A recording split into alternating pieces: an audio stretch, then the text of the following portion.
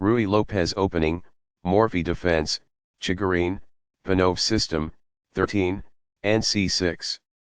Balanced, neither player ever had an advantage. That game was pretty competitive. Both players had an amazing opening.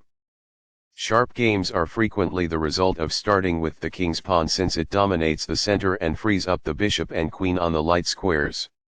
A typical answer is e5, which builds a position in the middle, controls d4, and frees up the queen and bishop on the dark square. The move nf3 advances the knight toward the center, engages the e5 piece in combat, and sets up a castle. nc6 defends the pawn on e5, advances the knight toward the center, and scans the d4 square. The Ruy Lopez opening develops the bishop to immediately attack the knight on c6, the lone defender of the e5 pawn. a6 forces the bishop must choose between exchanging and withdrawing. ba4 safely retreats the bishop while keeping pressure on the knight. nf6 attacks the undefended e4 pawn and develops the knight at the same time. Castling gets the king out of the center and prepares to develop the rook to e1. b7 develops the dark squared bishop and prepares to castle. 1 rupee centralizes the rook and protects the e4 pawn. b5 gains space on the queen side and forces the bishop to the b3 square. b3 is forced, but the bishop is well placed because it attacks the f7 square. d6 defends the e5 pawn and allows the light squared bishop to develop.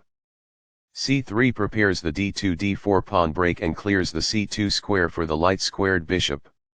Castling gets the king out of the center and activates the rook.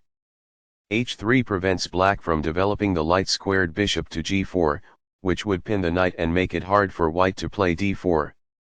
na5 attacks the bishop and allows black to play the c5 pawn push.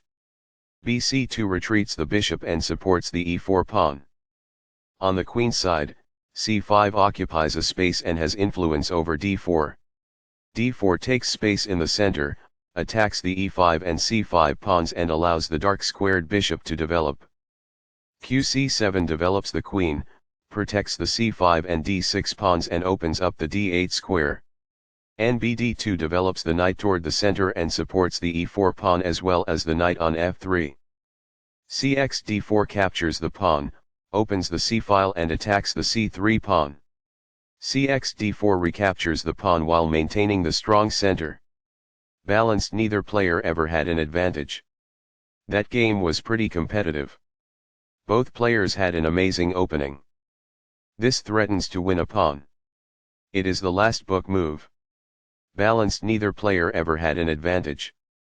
That game was pretty competitive. Both players had an amazing opening.